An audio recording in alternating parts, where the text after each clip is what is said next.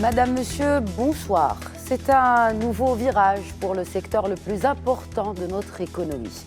Après une stratégie plan Maroc vert qui a duré 11 ans, l'agriculture marocaine s'apprête à entamer une nouvelle ère, celle de la génération Green.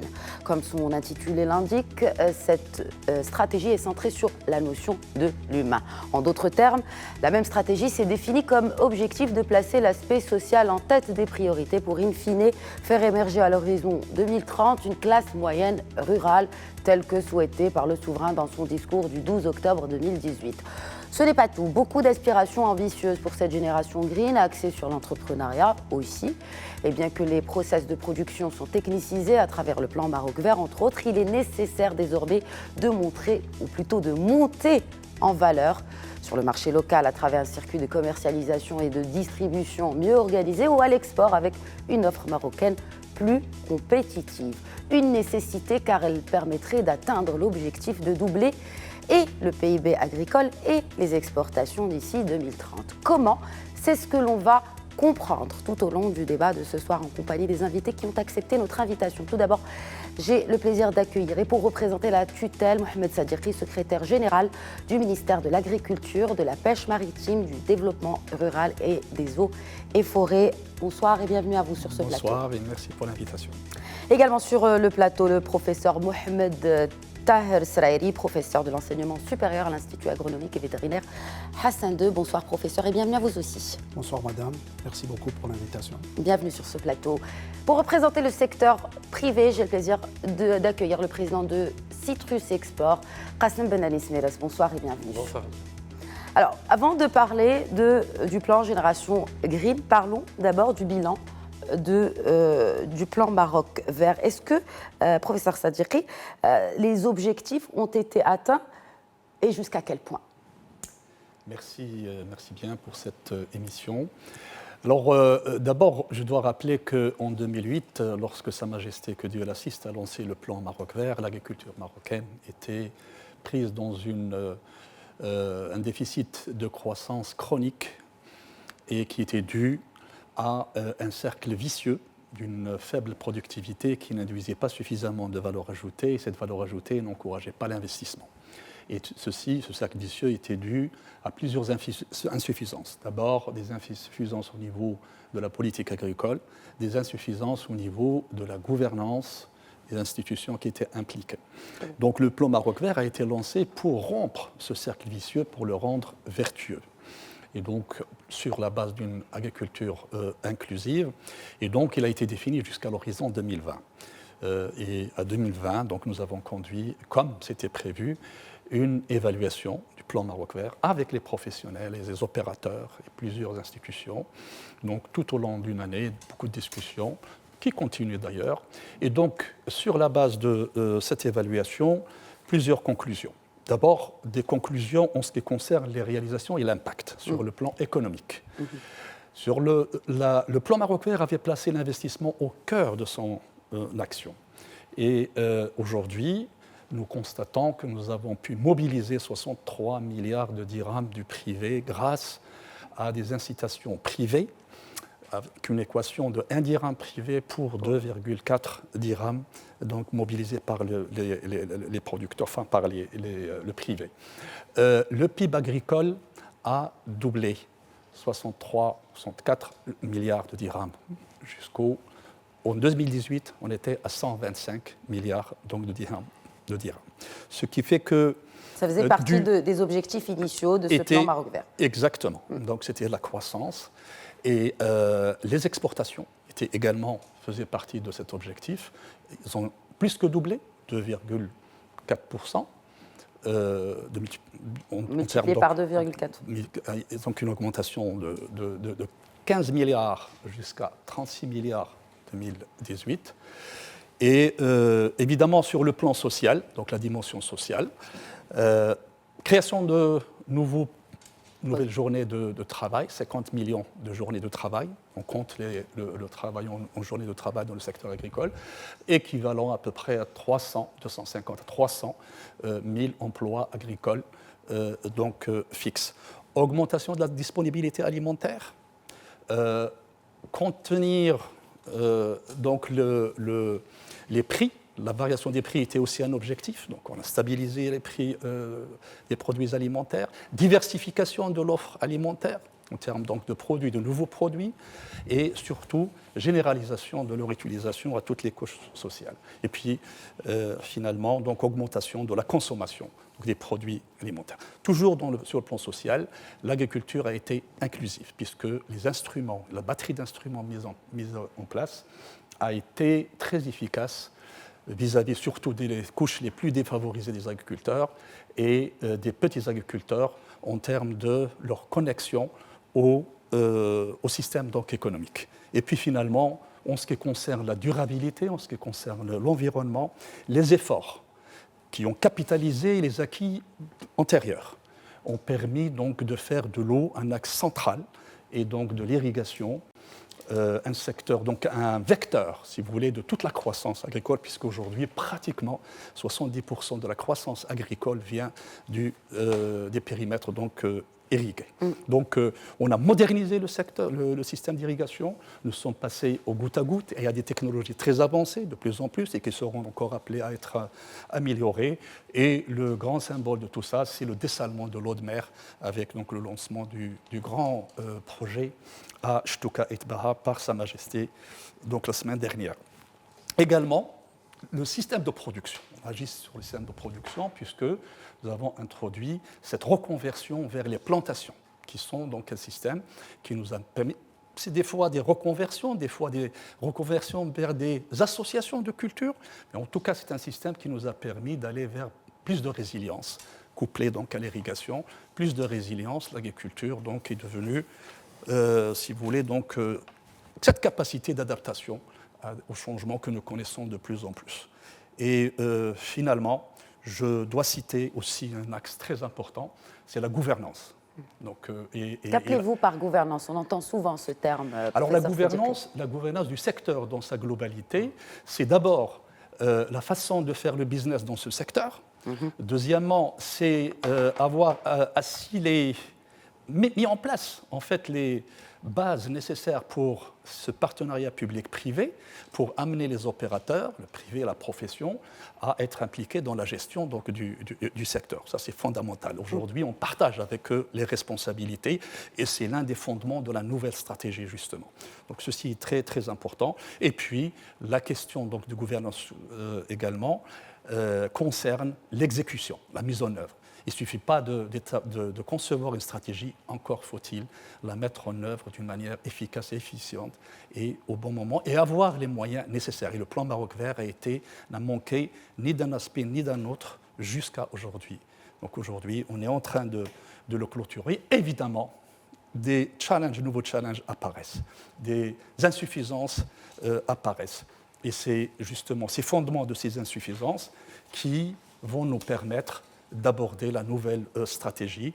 Et je peux citer très brièvement des défis au niveau de la... Qu'on ait une idée plus claire de ces challenges. D'abord, quand on a augmenté la production, le premier, surtout sur ces dernières années, nous avons on a entendu parler de problèmes de commercialisation, absolument, des problèmes de dépouillement. Notamment justement, les producteurs et notamment de citron, d'orange et d'agrumes. Des agrumes de manière générale. Exactement. C'est tout à fait normal. Le plan Maroc Vert avait conçu ça à l'avance, mais il fallait d'abord qu'il s'attaque à la mise à niveau globale de la production et de l'amont des filières. Et donc, on est arrivé justement à ce stade où ces questions donc, de commercialisation sont posées avec beaucoup de précision et avec un diagnostic assez important. Et puis, toute la question de traçabilité et toute la question de chaîne de santé, de contrôle sanitaire et de qualité qui sont apportés. Absolument. Donc, et puis vous avez également tous les facteurs, le challenge de continuer donc à produire et continuer à améliorer la performance en mobilisant les facteurs de production et pérenniser surtout les acquis donc, du plan Maroc Vert. Donc ça, ce sont les grands, si vous voulez, chapitres de ces challenges qui sont abordés dans la nouvelle stratégie. Nous ferons également réagir, n'est-ce pas, le secteur privé à travers le président de Citrus Export par rapport à ces questions. D'abord, les objectifs. Vous, en tant qu'opérateur, Vous représentez le secteur privé. Jusqu'à quel point ces objectifs du plan Maroc Vert ont-ils été atteints? Alors d'abord, j'aimerais commencer par dire que j'étais très content de votre introduction, parce que la première chose que vous avez dite, c'est un des piliers de l'économie marocaine. Avant 2008, on n'existait pas. On n'en avait que pour le offshoring, les nouveaux métiers du Maroc, l'immobilier, etc. Et le jour où notre ministre Saïd Zakhnouch a présenté le plan Maroc Vert, qui avait été fait en partie avec la profession, mais on n'attendait pas du tout quelque chose d'aussi ambitieux. Ça a été aussi en avril 2008. Il a pris tout le monde par surprise et c'était, je dirais, émouvant de voir la force avec laquelle, la force et l'ambition de ce plan. Donc oui, aujourd'hui, effectivement, il y a des critiques au niveau du plan Maroc Vert, mais bien sûr, je dis à tous mes amis, même à nous-mêmes qui parfois souffrons dans le secteur des agrumes, que oui, le bilan du plan Maroc Vert est bon, et j'aurais bien voulu parler du Maroc sans le plan Maroc Vert. Que seraient devenues nos campagnes, que seraient devenues nos villes, que serait devenu l'exode rural, voire l'immigration, que serait devenue notre exportation. Je peux vous dire qu'on a fait, en 2006, il y a eu un recensement du verger agrumicole marocain. On était en croissance négative, on arrachait plus, qu'on ne plantait. Et on est en train de s'orienter petit à petit vers un marché local uniquement, qui n'est pas structuré, et arrêter complètement l'export. Donc ça, clairement, sans le plan Maroc Vert, je pense qu'aujourd'hui, l'exportation des agrumes, ça en aurait été fini. Très bien.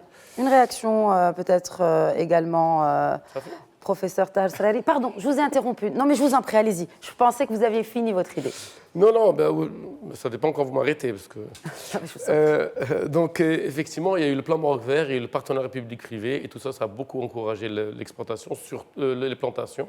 Surtout qu'à l'époque, le marché était très, très porteur. Donc, il y a eu une conjugaison de facteurs, disponibilité foncière, des subventions, une vision, et les gens commencent à planter énormément. À combien nous sommes aujourd'hui d'export en agrumes? En export, on est autour de 700 000 tonnes. Très bien. On n'a pas beaucoup augmenté, mais on a complètement changé. Par rapport à il y a 20 ans, on était essentiellement en orange. Aujourd'hui, on est essentiellement en petits fruits. Très bien. Mais ce n'est pas le but initial. On parlait de 900 000 tonnes.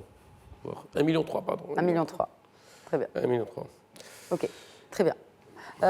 Professeur Srari, alors on dit, justement, puisqu'on parle d'export d'agrumes, on dit que l'on exporte notre eau marocaine quand on exporte beaucoup d'agrumes. Est-ce que cette donne a changé selon vous? Bien, merci pour la question. En fait, je pense que par rapport à la question de l'eau, il faudrait un débat à part. Mais sur ce débat général sur l'agriculture marocaine, moi je suis en grande partie d'accord avec ce qui a été avancé comme chiffre, et notamment par rapport au constat initial qu'avant 2008, l'agriculture, moi qui ai formé des ingénieurs agronomes, je me disais, mais qu'on veut devenir nos lauréats? Parce qu'on voyait que l'agriculture ne pesait plus grand-chose. Et effectivement, on parlait d'offshoring, etc. Et puis il y a eu le plan Maroc Vert, et puis il faut le dire en même temps, il y a eu la crise alimentaire mondiale. Et tout ça a remis l'agriculture à l'agenda mondial et national, et donc on était contents. Alors il y a eu des investissements énormes, il faut le dire. Nous, on a vu des choses changer sur le terrain. Ceci dit, je pense qu'il faut quand même revenir aux fondamentaux. La question de l'eau, on va en discuter par la suite, je suis sûr, mais il est manifeste aujourd'hui que le stress hydrique a augmenté. Et il y a des régions entières qui, malheureusement, ne peuvent pas être irriguées. Et je pense que c'est de cela dont il faut d'abord parler en priorité. C'est 80% de la surface nationale agricole qui ne peut pas être irriguée. Il ne faut pas leurrer les gens. C'est pluvial. Et là, bien sûr, se pose la question du changement climatique, de l'exacerbation des stress. Et puis, il y a un mot-clé qui n'a pas été prononcé, mais qui est primordial, c'est les céréales. Les céréales s'adaptent à une agriculture pluviale, du moins. Elles peuvent s'adapter à une agriculture pluviale. Et malheureusement, on n'en parle presque pas. Et alors que lorsque les céréales toussent, c'est toute l'agriculture qui est mal à l'aise. Vous le savez mieux que moi. Bien sûr. Et je pense que là... L'agriculture et la balance commerciale aussi. Et tout le pays, carrément. Toute l'économie nationale. Et d'ailleurs, il faut bien s'en convaincre. Le changement climatique à l'avenir va s'exacerber. Tous les travaux scientifiques sont unanimes à ce niveau. Et je pense qu'il est grand temps qu'on ait un débat national. Mais on a aujourd'hui une agriculture plus résiliente qu'il y a 10 ans, de cela ou un peu plus. Je serais un peu moins, comment dire, un peu plus... C'est une question. je tempérerai un peu cette A-t-on discussion. aujourd'hui une agriculture plus résiliente? C'est une question complexe. À mon sens, il faut dissocier les deux piliers qui sont bien distingués dans le plan Maroc vert. Nous avons des exploitations capitalistes qui demeurent minoritaires, mais elles exploitent une certaine partie de la surface agricole. Et puis, il nous reste quand même le gros paquet, la grande majorité de l'agriculture familiale, qui, à mon sens, n'est pas forcément plus résiliente aujourd'hui qu'auparavant, parce qu'il y a tous les aléas de la production et du marché. Ces aléas se sont exacerbés avec les problèmes climatiques, et malheureusement, nous sommes en train de vivre une campagne agricole, à mon sens, difficile. Et je pense que le ministère a sûrement déjà des statistiques à ce niveau. Vous avez bien vu que l'automne et l'hiver sont passés quasiment sans pluie, et donc ça veut dire qu'on va vers des problèmes pour finir la campagne en cours. Alors, la facilité jusqu'ici, ça a été les importations. Je pense qu'il faut qu'on en parle. Nous importons beaucoup de biens vivriers. Et il faut dire à nos concitoyens que la vocation agricole du Maroc, elle est là, c'est vrai, nous sommes un pays à vocation rurale et agricole, mais n'oublions pas qu'une grande partie de ce qu'on consomme est importé. Je commencerai par les céréales, je parlerai des aliments de bétail. Un peu moins pour les céréales qu'avant. Je n'en suis pas si sûr. En tous les cas, nous allons bien sûr vérifier les chiffres avec la tutelle. Nous faisons partie des gros importateurs de grains de céréales. Ouais. Pour l'instant, les cours internationaux sont favorables. On arrive à acheter ces grains. Mais je vous ai dit, avec la crise alimentaire qui s'est passée en 2008, vous avez vu qu'il y a eu des problèmes politiques dans certains de nos pays voisins. Ici, heureusement, on a dépassé cela sans trop de problèmes, je dirais. Une réaction, Mohamed Sadiki, par rapport à ce qui a été avancé par le professeur Srairi? Oui, donc il y a des questions importantes sur lesquelles il y aura des débats certainement. Bon, la question de l'eau, je veux revenir sur l'irrigation. Évidemment, c'est le challenge mondial, cette question donc, de changement climatique. Et il se trouve que nous sommes dans le spot le plus vulnérable par rapport au niveau mondial, par rapport à ces changements climatiques. Maintenant, la question de l'eau, et je peux résumer donc les réalisations du plan Maroc vert par rapport à l'irrigation et à l'eau, en disant que le plan Maroc vert a permis de valoriser la goutte d'eau. C'est très important. D'abord, l'eau mobilisée à travers les barrages souterrains, mais également l'eau de pluie. Et c'est de là qu'il s'agit lorsqu'on dit plus résilient. Aujourd'hui, on produit. Qu'est-ce que ça veut dire valoriser plus? Ça veut dire qu'on augmente la productivité lorsqu'on a cette goutte d'eau par rapport à avant. Et ça, c'est très, très important. Nous avons économisé grâce au système d'économie d'eau, cette modernisation, passant au goutte à goutte, nous avons économisé à peu près 2 milliards de mètres cubes annuellement à 2018. Et donc, c'est ça ce qu'on a valorisé pour pouvoir produire plus, pour pouvoir créer plus d'emplois. Et par rapport à cette question d'exporter l'eau, ce sont des clichés et des questions. L'eau est faite d'abord pour la boire et pour l'irrigation. Ça revient souvent dans le débat public, cette question d'exporter de l'eau. Pour peut-être valoriser plus des produits exportés. Elle est faite pour ça, mais il faut bien la valoriser. Il faut créer des emplois grâce à cette valeur, grâce à cet export, etc. Et c'est ça. Et il faut des choix de systèmes de culture qui valorisent mieux l'eau. C'est ça la vraie question. Vous voyez, donc c'est ça ce qu'il y a. Donc le plan Maroc vert, c'est ça ce qu'il a fait. Il a fait avancer donc l'agriculture et de part donc au niveau mondial, c'est reconnu. Maintenant, évidemment, de grands challenges apparaissent. Le plan eau qui a été signé devant Sa Majesté, donc, qui concerne et l'eau d'irrigation et l'eau donc de consommation, l'eau potable, il va jusqu'à 2027. Il a établi un certain nombre de priorités et de choix sur la base donc, des résultats et sur la base justement de ces challenges donc, futurs. Et il s'agit dans la nouvelle stratégie, on va en parler, de justement comment déployer de manière rationnelle et toutes les idées justement par rapport à l'optimisation donc, de l'utilisation de Oui, moi je voudrais réagir.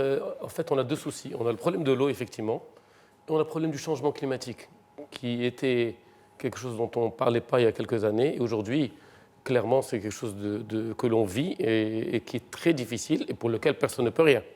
Enfin, à part Trump peut-être, mais en tout cas, aujourd'hui, on est face à des changements climatiques et des conditions climatiques qui n'existaient pas. Et ce qui remet en cause peut-être une partie de nos investissements, je parle en tant que Marocain, planter des agrumes à Marrakech dans les années 2000, peut-être que dans 50 ans, les gens vont dire « mais qu'est-ce qu'ils étaient bêtes ?» C'était évident qu'il n'allait plus avoir d'eau et que le climat allait changer. C'est possible, mais bon, aujourd'hui, ça, c'est des impondérables. Je voudrais, à part le problème de l'eau, je voudrais rebondir sur les problématiques dans les agrumes, en partie de la commercialisation, qu'on en parle un peu par la suite. Bien sûr. Puisqu'on parle du bilan du plan Maroc Vert, ça serait bien qu'on évoque aussi ce problème. C'est quelque chose qui ressort de plus en plus. Oui. Et avec tout le respect et l'amitié que j'ai pour Dr Sadeghi, c'est pour cela que vous êtes là aujourd'hui, parce que vous représentez justement le secteur Alors privé, les écoutez, opérateurs. dans le plan Maroc Vert Agrumes, qu'on avait accueilli avec énormément de joie, il y a eu des choses qui n'ont pas été... on a eu plusieurs problèmes de l'ordre interne et externe. Interne, fort déséquilibre variétal en faveur de la clémentine, et on aurait dû le savoir, et le ministère aurait dû publier les chiffres au fur et à mesure, avec plus de 100 stations de conditionnement, ce qui était complètement surréaliste. Pas vraiment de stratégie pour le marché local, pour l'industrie, et la logistique également archaïque au niveau du marché local. Ça, malheureusement, ça n'a pas aidé. Mais il y a d'autres choses qui étaient externes, qu'on n'a pas su voir, ni nous, ni le ministère. L'explosion des plantations en Turquie, l'explosion des plantations en Égypte, et puis surtout, quelque chose sur lequel on n'y peut rien encore, c'est presque comme le changement climatique, les dévaluations de nos concurrents. Aujourd'hui, l'Égypte valorise sa livre 3 fois moins cher qu'il y a 10 ans. La Turquie, c'est 4 fois. Je ne sais pas si vous vous rendez compte. La dévaluation de ces deux monnaies on vend en dollars sur le même marché. C'est comme si nous, aujourd'hui, pour $1, on nous donne 40 dirhams au lieu de 10. 10, oui. Bien sûr. C'est juste, il n'y a pas photo. Et je regardais leur inflation, elle est maîtrisée. La Turquie, leur salaire minimum en dollars a même baissé par rapport à il y a 4 ans, à cause de ces dévaluations de surendettée. Donc ça, bien sûr, le plan Maroc Vert n'y pourrait rien, et on ne pouvait pas le prévoir, on pouvait pas le prévoir non plus.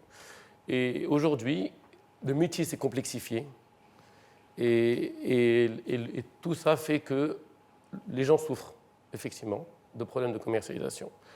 Et il faut absolument qu'on puisse valoriser les 11 milliards de dirhams qui ont été investis dans les agrumes, 4 par l'État et 7 par les privés, dont une grande partie grâce au Crédit Agricole. Parce que sinon, évidemment, on n'aurait pas pu faire tout ça. Oui. Et tout ça, ça mérite une grande poussée par rapport à la commercialisation, par rapport à notre soutien de notre compétitivité qui nous fait défaut, tant Égypte et Turquie, mais aujourd'hui même également Espagne, où il y a un problème de compétitivité logistique. Très bien. Et justement, le nouveau plan Génération Green s'attelle à ces points-là, notamment à la commercialisation. Un petit mot. J'espère. Oui, bien sûr. Juste par rapport à ça, par rapport à ce qu'a dit mon ami Qassem, c'est une chose est fondamentale aujourd'hui, c'est justement les capacités de ce secteur. Et c'est son organisation. On est parti avec des opérateurs qui étaient complètement dispersés. Chacun allait à l'extérieur tout seul. Il se faisait compétition à l'extérieur. Et aujourd'hui, on les a organisés en une fédération interprofessionnelle où ils s'assoient entre eux, producteurs comme exportateurs, et ensemble, ils discutent les problèmes. Et ça, il a fallu du temps. Il y a une loi qui s'appelle la loi sur les interprofessions agricoles et halieutiques, et qu'ils organisent donc le long de la chaîne de valeur, et ceci est fondamental. Parce que pour affronter les challenges de commercialisation, il faut justement que les professionnels soient organisés, soient forts, et l'État prépare les conditions. Mais c'est eux qui vont aller chercher les marchés. Et ceci est fondamental. Donc, ça va être abordé dans la nouvelle stratégie, puisque c'est des challenges qui sont sortis, notamment l'aval de cette filière, puisque l'amont, on a fait beaucoup. Mais la question de plantation, la question de variété, ce sont des questions techniques qui étaient là, et ce n'est pas les vraies raisons. Les vraies raisons, c'est que c'est les marchés, bien sûr, il y a des équilibres qui s'opèrent. L'agriculture, les plantations, vous voyez, c'est 5 ans, 6 ans. Et ce n'est pas en 5 ans, 6 ans ou 10 ans que vous allez équilibrer le plan. D'ailleurs, sur le plan de l'action, les incitations pour les petits fruits, on les a supprimées il y a 2 ans pour aller justement vers les gros fruits. Et tout ça, c'est bien sûr en discussion, partenariat avec la profession. Et c'est ça la nouvelle gouvernance, justement, qu'il faut. Très bien. Bon, je vous propose, messieurs, de faire une petite pause. Et puisque nous avons bien planté le décor en termes de bilan du plan Maroc Vert, nous allons nous attaquer et nous atteler à ce plan Génération Green juste après la pause. Merci de rester avec nous, à tout de suite. Bonsoir et bienvenue à ceux qui nous rejoignent. Vous regardez Éco-Débat consacré aujourd'hui au plan Génération Green qui a été, rappelons-le, présenté devant le souverain le 13 février dernier. Alors en première partie, nous avons dressé le bilan du plan Maroc Vert qui a été, lui, lancé en 2008, toujours par le souverain. Place à présent à ce plan Génération Green, mais avant, peut-être une réaction. Alors, on a parlé de la filière d'agrumes, peut-être une réaction beaucoup plus globale sur le reste des filières agricoles. Tout à fait. Moi, je voudrais rebondir sur la notion de valorisation de l'eau. Ça a été évoqué, c'est très important. À mon avis, on est allé un peu trop vite en besogne, c'est-à-dire qu'on a considéré une goutte d'eau comme étant une goutte d'eau uniforme, mais on a oublié que l'eau a des origines diverses. Et par exemple, la question des agrumes a bien montré le problème où est-ce qu'il est. C'est qu'on a mis le paquet sur des eaux souterraines, souvent ça a été le cas, et malheureusement on a vu que ces ressources, dans certaines régions, sont carrément épuisées. Donc à mon avis, dans le mix hydrique, il faut considérer pas seulement l'eau en tant que telle, mais il faut d'abord privilégier l'eau de pluie. Moi j'insiste, à mon avis, les gisements de récupération de manque à gagner sont dans le bourg, sont dans ce qu'on appelle le bourg, c'est-à-dire l'agriculture pluviale. Et là, ouais. Un mot sur un secteur dont on n'a pas beaucoup parlé, qui est l'élevage. Parce que dans les systèmes où on va trouver de l'agriculture pluviale, l'élevage valorise majoritairement cette eau pluviale. Moi, quand je donne mes cours aux étudiants, je leur dis toujours que des systèmes, je parle du lait, parce que c'est un peu ma spécialité, des systèmes laitiers dans des zones totalement désertiques, et malheureusement on en a installé quelques-uns, ne sont pas durables, ne sont pas résilients, malgré certains résultats probants qui ont été vus. On a remarqué que certains opérateurs laitiers ont dû quitter des zones où il n'y a pas assez d'eau pour aller s'installer où il y a de l'eau. L'agriculture consomme énormément d'eau. Je voudrais passer un message. Pour produire 1 litre de lait, il faut 1,5 tonne d'eau. C'est des résultats publiés à l'échelle nationale. 1 kilogramme de viande, et on parle de produits de consommation courante. Aujourd'hui, la viande, c'est le premier produit consommé par les Marocains en termes de dépenses. Et qui est le plus aquavore. 15 tonnes d'eau, voilà. 1 kilogramme de viande rouge. Il faut bien que les gens comprennent ces choses. Le problème n'est pas dans ces quantités. Ça rejoint les références internationales. Le problème est dans l'origine de l'eau. Tant que c'est de l'eau sur des pâturages arrosés naturellement par de la pluie, ce qu'on a toujours eu, le cas des pâturages du Haut-Atlas, quand on fait du mouton dans le Haut-Atlas ou dans le Moyen-Atlas, moi je trouve ça excellent. C'est une manière de valoriser ces endroits, c'est une manière de créer des revenus. Et d'ailleurs, la question du travail, il faut qu'on l'aborde parce qu'on sera en plein dans la génération green, la valorisation du travail. Et, je le disais, donc c'est une valorisation optimale de l'eau de pluie. Mais dès qu'on migre vers des systèmes qui commencent à toucher une ressource qui n'est pas renouvelable, on va aller vers de l'eau souterraine, et là on va vers le dessalement de l'eau de mer.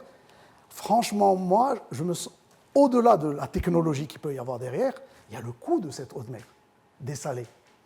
Messieurs, vous savez bien que ça dépasse 8-9 dirhams, le coût que ça va coûter à la communauté. Même 5 dirhams. Quelles sont les spéculations qui pourront valoriser cette eau à 5 dirhams le mètre cube?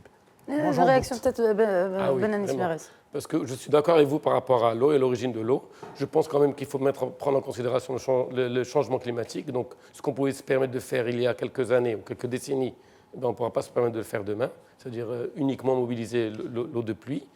Pour les agrumes, il nous faut absolument un apport supplémentaire, on ne peut pas se permettre de faire. Mais aujourd'hui, quand on parle de l'unité de dessalement, j'étais très heureux d'assister au lancement la semaine dernière. C'est un gros investissement, 4,5 milliards, je pense. Mais on parle de 15 000 hectares sous serre, on parle de 1 million de tonnes d'export, on parle de 120 à 150 000 personnes qui travaillent dans cette zone-là. Parce que quand on dit l'eau, ça consomme, je suis d'accord avec vous pour les 15 tonnes, mais parlons valorisation. Qu'est-ce qu'apporte cette eau? Qu'est-ce qu'elle apporte en termes de devises? Qu'est-ce qu'elle apporte en termes de soutien social au monde rural? Tout ça, c'est très important de prendre en considération. Et ça a Parce été que si pris on en garde l'eau considération. pour juste le garder, on ne va pas aller loin. Alors, ça a été pris en considération dans l'élaboration de ce plan Génération Green. Parlons-en, Mohamed Sadiqi, parce que là, il nous reste juste 24 minutes et il faut vraiment qu'on rentre dans le vif du sujet. Alors, d'abord, comment ce plan a été? Vous avez cité les challenges, vous avez cité les acquis donc, du plan Maroc Vert. Qu'en est-il du reste? Comment a-t-il été développé, ce plan Génération Green? Non, selon les orientations de Sa Majesté le Roi et ses instructions lorsqu'il a reçu Monsieur le Ministre en octobre 2018, le premier pas, c'était de consolider, d'évaluer, de consolider les acquis du plan Maroc Vert et puis de nous concentrer sur les insuffisances pour pouvoir les traduire en action. Donc c'était le début de la préparation de ce plan. Et conformément aux orientations actuelles pour le nouveau modèle de développement, on a placé donc l'humain au cœur de l'équation donc de développement. Donc priorité à l'élément humain, c'est le premier fondement. Et deuxièmement, c'est la pérennisation du développement agricole à travers la durabilité, l'action sur la durabilité de la production et la productivité des chaînes de valeur. Et donc pour cela, on a déployé, si vous voulez, les deux fondements chacun en quatre axes principaux d'action. D'abord, autour de l'élément humain, il faut faire émerger cette classe moyenne à laquelle le souverain a appelé la classe moyenne dans le milieu rural. Donc tout un ensemble d'actions autour de ça. Deuxièmement, une nouvelle génération d'exploitants, une nouvelle génération d'entrepreneurs. C'est-à-dire qu'il faut aller vers l'entrepreneuriat. Comment justement sur cette question d'entrepreneuriat? Et ce passage justement, qu'est-ce que ça veut dire donc, par rapport au système donc, classique? C'est aller vers l'optimisation de la production et la maximisation et la réduction, si vous voulez, des aléas à travers de nouvelles compétences, à travers la formation professionnelle, à travers l'accompagnement, à travers l'utilisation des technologies qui sont de plus en plus performantes aujourd'hui dans le secteur, et également à travers le financement et l'accès au financement pour les jeunes, et attirer donc les jeunes vers le milieu rural. Mais bien sûr, à côté de l'agriculture, il y a toute la question des minima sociaux qui sont traités dans la stratégie de développement rural. Donc tout l'accompagnement qui va... Alors justement, en termes d'accompagnement, concrètement, comment on compte accompagner ces futurs entrepreneurs agricoles? Est-ce qu'il y a déjà un accompagnement qui est existant ou on compte vraiment mettre en place de nouveaux mécanismes pour l'accompagnement, n'est-ce pas, non seulement financier, mais un accompagnement aussi technique, parce qu'il est tout aussi important que celui qui est lié au financement? Exactement. Alors, quand on dit passer à l'entrepreneuriat agricole, il faut savoir qu'il s'agit vraiment de transformer la culture, de faire les choses dans ce secteur. Et ceci est très important. D'abord, commencer en termes de gestion à compter. Parce que dans ce secteur agricole, comme les entreprises, ça c'est très important.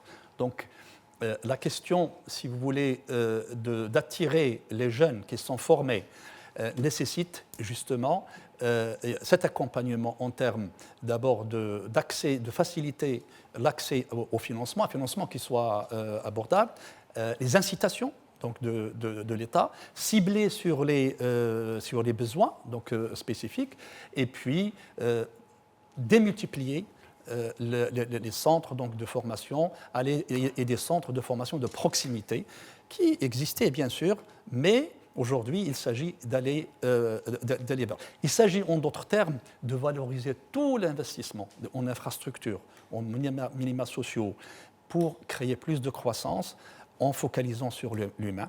Et un autre côté, au-delà de l'amélioration du revenu, un autre volet très important, c'est tout ce qui est sécurité sociale. C'est tout ce qui est protection sociale plutôt, tout ce qui est protection donc, médicale, tout ce qui est retraite, tout ce qui est, si vous voulez, transmission de la propriété agricole. Les agriculteurs ne savent pas prendre de retraite. Donc tous ces aspects, si vous voulez, la loi ou le décret sur la protection sociale, aujourd'hui, on a essayé, on est en train de travailler avec nos collègues dans les autres départements pour pouvoir l'appliquer à ce secteur donc, de profession libérale, et on a des difficultés à cause d'un certain nombre de paramètres tels que la saisonnalité, etc. Donc ce plan va s'attaquer donc, à ces questions. Et également tout ce qui est assurance. Assurance d'abord des cultures. Nous avons l'expérience d'assurer donc 1 million d'hectares. Aujourd'hui, on va assurer 2,5 Ça, c'est un objectif, mais vous savez, c'est des objectifs donc estimés. On peut aller au-delà. Et puis, l'assurance donc, de l'humain. Donc, alors, quand on parle de l'humain dans le secteur agricole, il y a l'agriculteur, donc, qui est entrepreneur, mais n'oublions pas qu'il y a des employés également agricoles. Et eux aussi, ils ont besoin de ces aspects donc, de protection. Donc, de couverture sociale. Couverture sociale.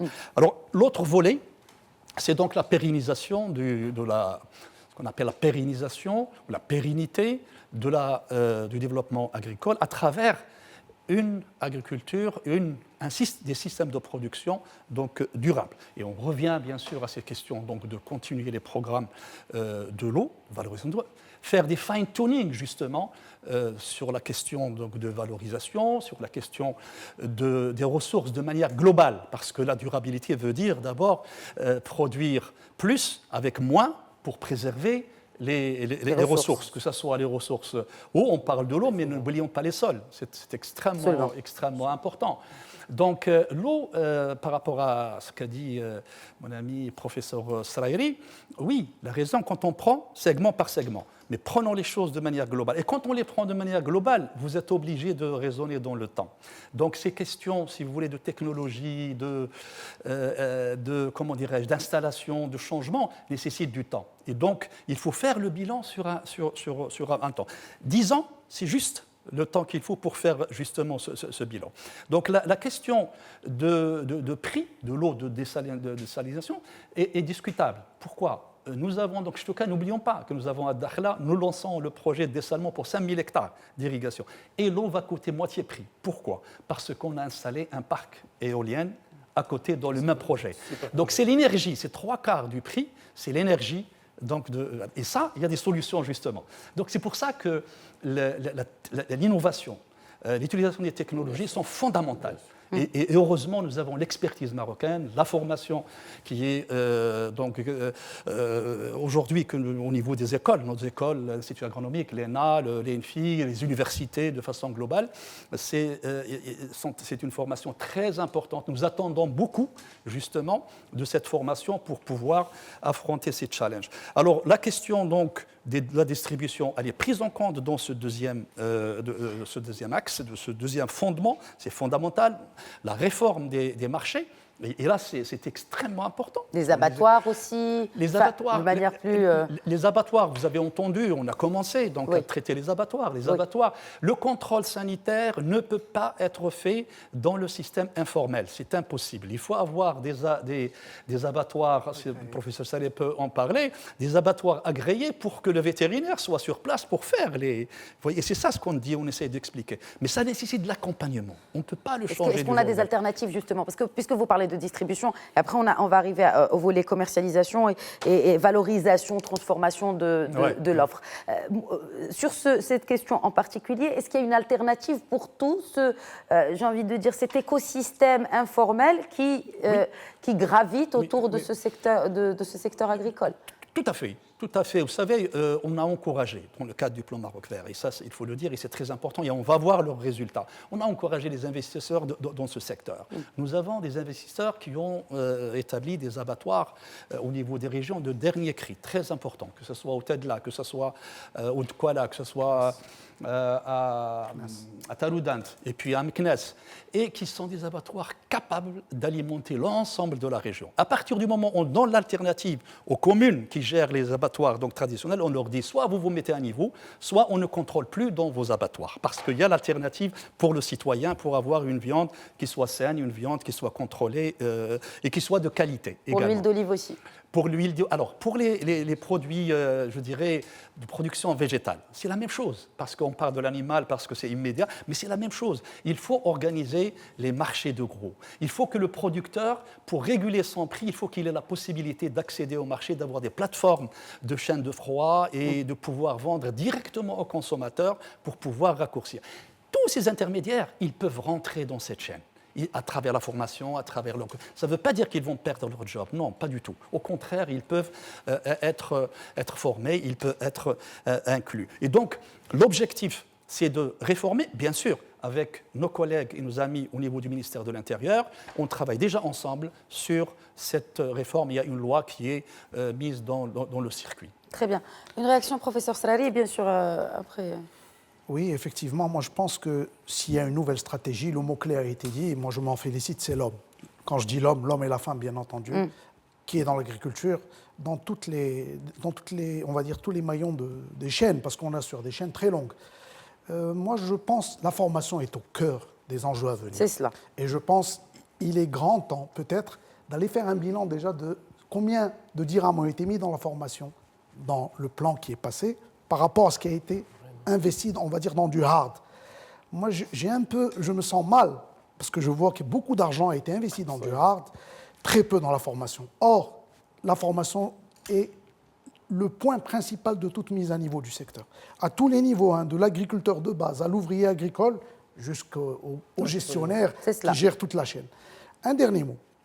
Il ne faut pas penser que l'investissement dans le hard va amener des solutions.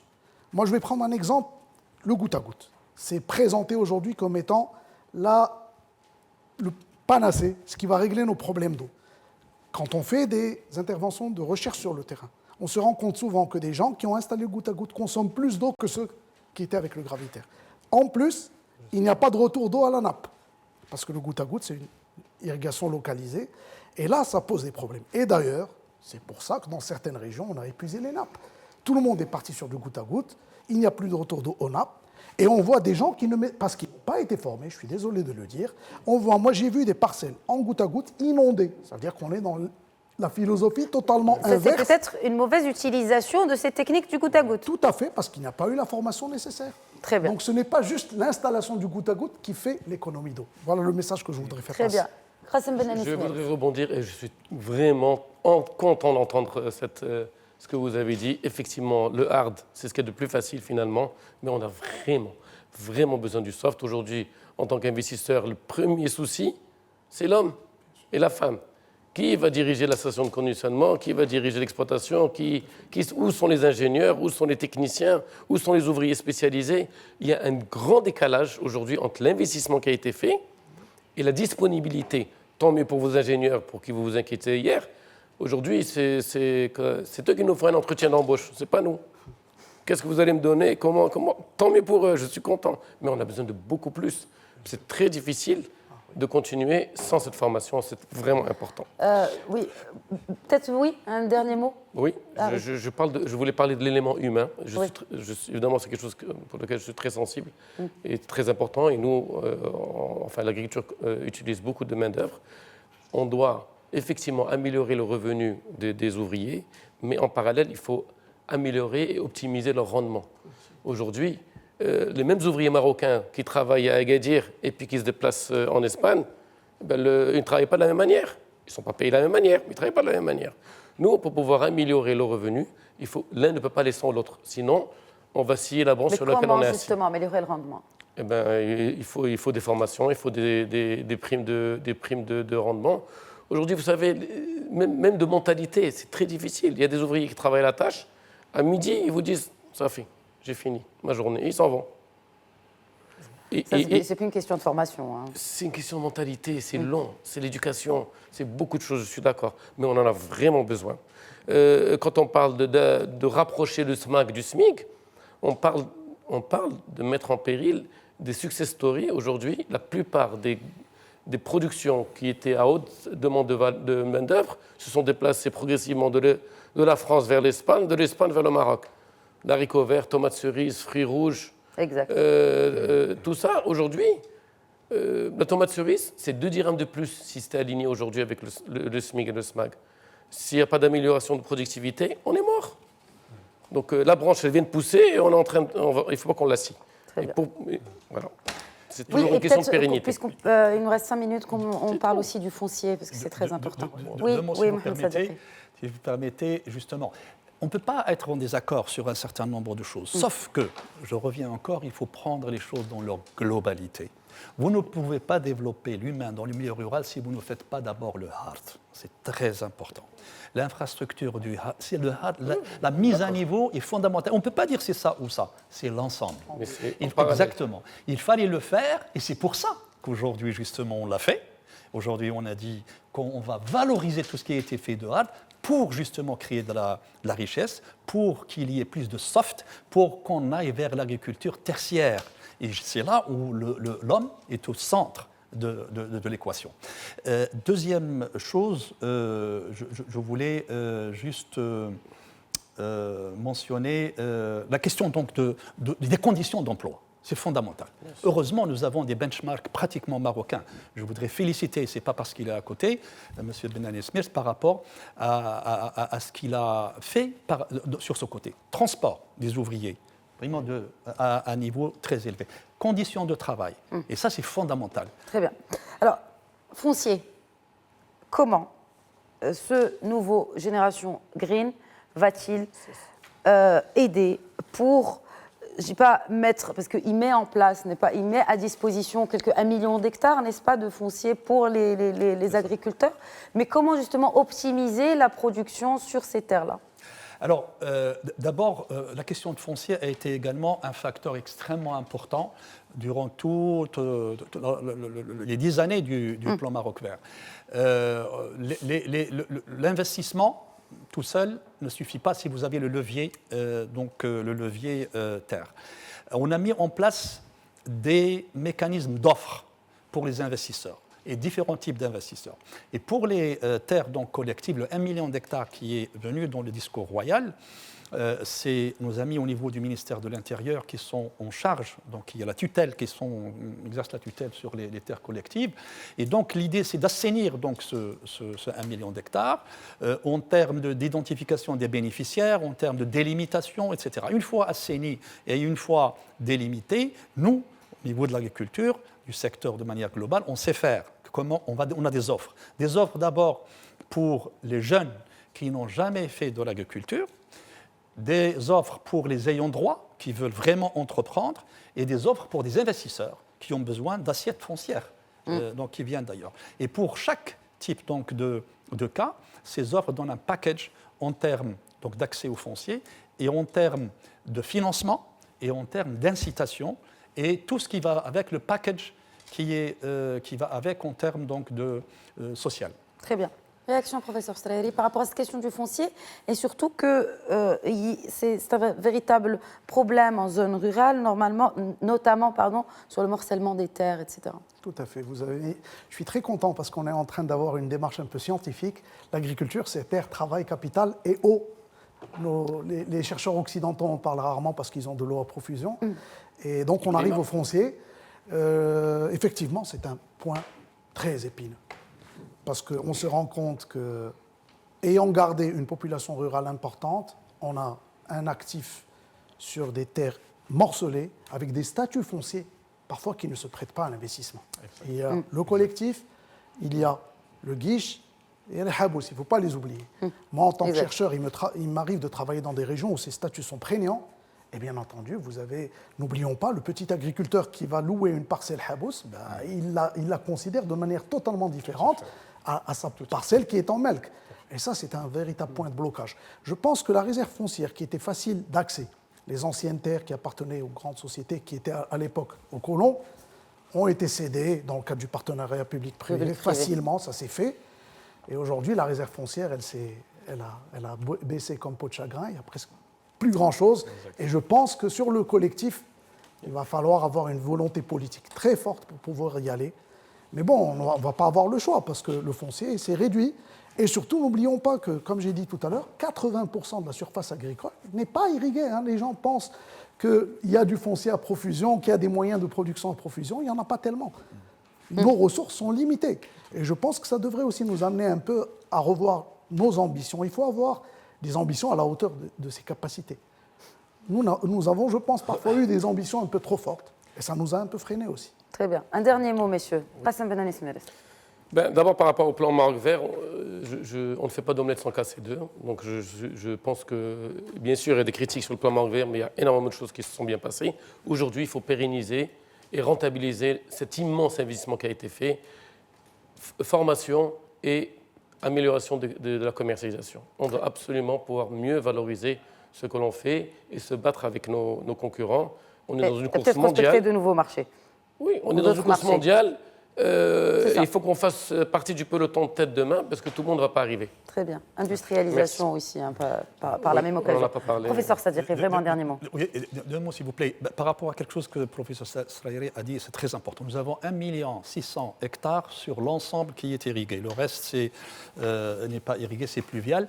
Et là où il y a beaucoup d'aménagements également, toute la question de la transhumance, par exemple, sur laquelle on a travaillé et qui va donner ses fruits aujourd'hui, en termes de filière qui est complètement sur les pâturages pluviaux, est une approche extrêmement importante. Et puis, dernier mot, si vous voulez, par rapport à la stratégie, nous sommes maintenant, la stratégie a été définie dans les grandes lignes, nous sommes rentrés dans la phase de déclinaison. Et cette déclinaison va se faire de manière inclusive. Dès la semaine prochaine, on sort dans les régions pour rencontrer les opérateurs, pour rencontrer les élus, pour rencontrer donc les fédérations et pour pouvoir recueillir donc les éléments, pour pouvoir quantifier les objectifs et pouvoir établir aussi le long des filières les bases pour les nouveaux plans de contrat-programme. Merci beaucoup, messieurs. Malheureusement, le temps de l'émission est écoulé. Merci, professeur Srairi, professeur Sadikhi et Qassem Benanis Mires d'avoir enrichi ce débat. Et bien sûr, ambition politique, et bien sûr, il faudra suivre et qu'on ait en tout cas un seul et même objectif, c'est de faire de ce pilier de notre économie, comme je le disais en début de cette émission, une locomotive et aussi un pourvoyeur d'emplois et aussi de valeur et de richesse. Merci à vous pour votre fidélité. Je vous donne rendez-vous la semaine prochaine pour un nouveau numéro d'Éco-Débat. D'ici là, très très bonne semaine à tous.